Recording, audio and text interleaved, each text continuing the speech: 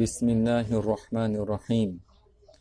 সুপ্রিয় শিক্ষার্থীবৃন্দ, আমার আজকের ক্লাসে তোমাদেরকে স্বাগতম। ক্লাস পরিচালনায় আমি আবু মোহাম্মদ সালাউদ্দিন ওবায়দা, প্রভাষক, রসায়ন বিভাগ, রেদওয়ান আহমেদ বিশ্ববিদ্যালয় কলেজ, চান্দিনা, কুমিল্লা।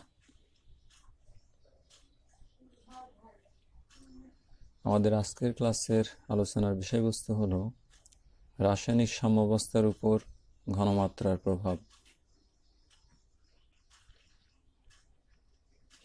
আমরা এর পূর্বের ক্লাসগুলোতে আলোচনা করছি রাসায়নিক সাম্যাবস্থার উপর তাপমাত্রার প্রভাব, চাপের প্রভাব। আজকের ক্লাসে আমরা ঘনমাত্রার প্রভাব নিয়ে কথা বলবো। তো এর পূর্বে আমরা লা শাতেলিয়ারের নীতি সম্পর্কে আলোচনা করছি। লা শাতেলিয়ারের নীতিটি ছিল যে কোনো একটি বিক্রিয়া সাম্যাবস্থায় থাকাকালে যদি কোনো নিয়ামক যেমন তাপমাত্রা, চাপ বা বিক্রিয়ায় উপস্থিত উপাদানসমূহের ঘনমাত্রা পরিবর্তন করা হয়, তবে সাম্যর অবস্থান এমনভাবে পরিবর্তিত হবে যেন নিয়ামক পরিবর্তনের ফলাফলটি প্রশমিত হয়।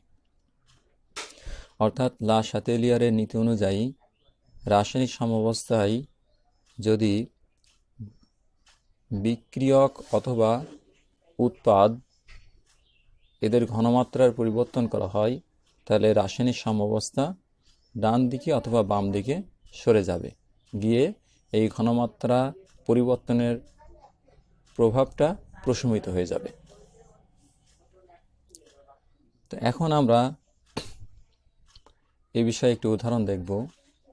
উদাহরণটা হলো যে একটি বিক্রিয়া A+B থেকে C উৎপন্ন হয়েছে। সুতরাং এ বিক্রিয়ায় বিক্রিয়ক হলো A এবং B এবং উৎপাদ হলো C। এখন ভরক্রিয়া সূত্র অনুযায়ী বিক্রিয়াটির সাম্যাঙ্ক বা Kc হবে উৎপন্ন পদার্থের মোলার ঘনমাত্রা গুণফল ডিভাইডেড বাই অংশগ্রহণকারী পদার্থের মোলার ঘনমাত্রার গুণফল, অর্থাৎ third bracket C divided by third bracket A এবং B। এখন আমরা যদি এই বিক্রিয়াতে উৎপাদ C এর ঘনমাত্রা বৃদ্ধি করি তাহলে কি হবে? ভরক্রিয়ার সূত্র অনুযায়ী যদি C এর ঘনমাত্রা বৃদ্ধি পায় বা C এর মানটা বৃদ্ধি পায়, তাহলে সাম্যাঙ্ক Kc এর মানটা বৃদ্ধি পাওয়ার কথা। কিন্তু আবার আমরা জানি যে তাপমাত্রা যদি পরিবর্তন না হয় তাহলে Kcর মানটা ধ্রুবক থাকবে। অর্থাৎ তাপমাত্রা যদি স্থির থাকে তাহলে Kcর মানটাও স্থির থাকবে বা ধ্রুবক থাকবে। তাহলে এখানে উৎপাদ C এর ঘনমাত্রা বৃদ্ধি পেলেও Kcর মানটি বৃদ্ধি পাবে না স্থির তাপমাত্রায়। তাহলে Kcর মানটি যদি বৃদ্ধি না পেতে হয় তাহলে C এর ঘনমাত্রা বৃদ্ধিটি কিভাবে প্রশমিত হবে? এখানে বিষয় হচ্ছে যে যদি এই বিক্রিয়াতে উৎপাদ C এর ঘনমাত্রা বৃদ্ধি করা হয় তাহলে C এর ঘনমাত্রা বৃদ্ধির ফলাফলটা প্রশমিত করার জন্য কিছু উৎপাদ নিজেদের মধ্যে বিক্রিয়া করে বিক্রিয়কে পরিণত হবে, অর্থাৎ রাসায়নিক সাম্যাবস্থা বাম দিকে স্থানান্তরিত হবে। ফলে Kcর মানটি অপরিবর্তনীয় থেকে যাবে।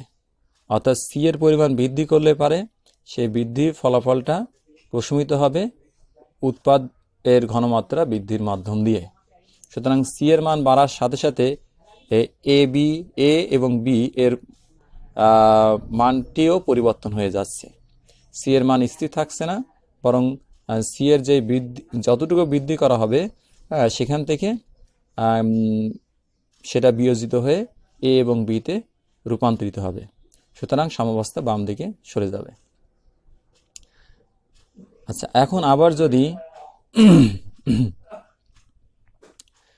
বিক্রিয়ক A এবং B এর ঘনমাত্রা বৃদ্ধি করা হয় তাহলে বিক্রিয়াটির সাম্যাঙ্ক Kc এর সমীকরণ অনুযায়ী A এবং B এর পরিমাণ বৃদ্ধি করলে পারে Kcর মানটা হ্রাস পাওয়ার কথা। কিন্তু কেসির মানটা স্থির থাকবে, কারণ তাপমাত্রা স্থির থাকলে কেসির মানটা স্থির থাকবে। তাহলে এখানে অর্থাৎ এখানে বিক্রিয়ক এ এবং বি এর ঘনমাত্রা বৃদ্ধি করলে ভরক্রিয়ার সূত্র অনুযায়ী সি এর মানটা হ্রাস পাওয়ার কথা, কিন্তু সি এর মানটি হ্রাস পায় না। তাহলে এ এবং বি এর যে ঘনমাত্রা বৃদ্ধির প্রভাবটি কিভাবে প্রশমিত হবে?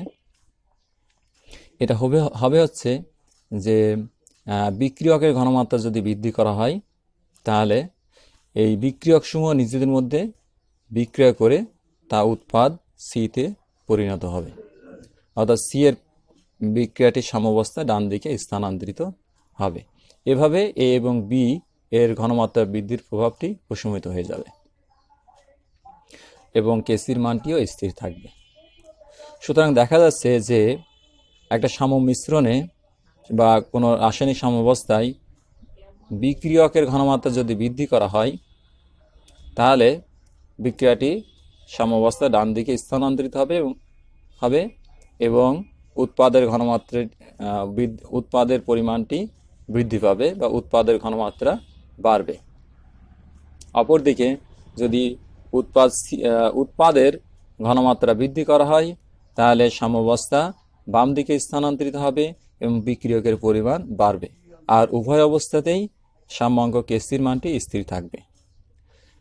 এখানে আরও একটি বিষয় আমরা লক্ষ্য করতে পারি, সেটা হচ্ছে যে আমরা তো বৃদ্ধি করলাম, এখন যদি একটা বিক্রিয়া থেকে উৎপাদ এর পরিমাণ হ্রাস করা হয়, মানে উৎপাদ সরায় নেওয়া হয়, তখন কি হবে? সি এর ঘনমাত্রা আমরা কমিয়ে দেবো বা সি এর পরিমাণ হ্রাস করব বা উৎপাদ স্থল থেকে উৎপাদ সরিয়ে নেব। তখন রাসায়নিক সাম্যাবস্থা তখন যেহেতু সি এর পরিমাণ কমে যাবে, এজন্য এই সাম্যাবস্থাটা স্থির থাকার জন্য বিক্রিয়ক নিজেদের মধ্যে বিক্রিয়া করে উৎপাদে পরিণত হবে, অর্থাৎ রাসায়নিক সাম্যাবস্থা তখন ডান দিকে স্থানান্তরিত হবে।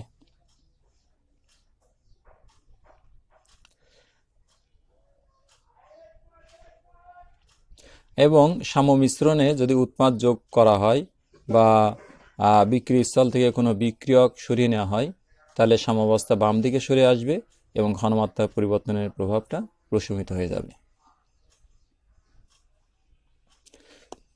সুতরাং আমরা এখান থেকে দেখতে পারি যে কোনো বিক্রিয়ায় রাসায়নিক সাম্যাবস্থায় যদি আমরা উৎপাদের পরিমাণটা বৃদ্ধি করতে চাই বা উৎপাদের পরিমাণ বাড়াতে চাই, তাহলে সেক্ষেত্রে রাসায়নিক সাম্যাবস্থায় বিক্রিয়কের পরিমাণটি যোগ করতে হবে, বিক্রিয়কের ঘনমাত্রা বৃদ্ধি করতে হবে।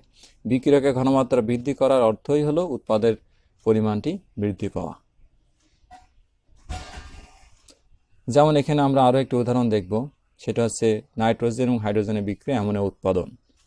এক্ষেত্রে যদি আমরা অ্যামোনিয়ার উৎপাদন বৃদ্ধি করতে চাই, তাহলে বিক্রিয়ক নাইট্রোজেন এবং হাইড্রোজেনের ঘনমাত্রা বৃদ্ধি করতে হবে। নাইট্রোজেন এবং হাইড্রোজেনের ঘনমাত্রা যদি আমরা বাড়াতে চাই, তাহলে যদি বাড়াই তাহলে অ্যামোনিয়ার উৎপাদন বৃদ্ধি পাবে, আর যদি অ্যামোনিয়ার উৎপাদন হ্রাস করি তাহলে নাইট্রোজেন এবং হাইড্রোজেনের ঘনমাত্রা হ্রাস করতে হবে।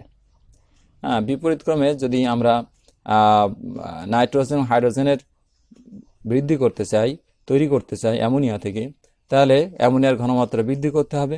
অ্যামোনিয়ার ঘনমাত্রা বৃদ্ধি করলে তা বিয়োজিত হয়ে নাইট্রোজেন এবং হাইড্রোজেন উৎপন্ন করবে। তা আমাদের আজকের ক্লাসের আলোচনার বিষয়বস্তু এই পর্যন্ত। ইনশাআল্লাহ আমরা পরবর্তীতে ভিন্ন কোনো বিষয় নিয়ে আলোচনা করব। আল্লাহ হাফিজ। আসসালামু আলাইকুম ওয়া রাহমাতুল্লাহ।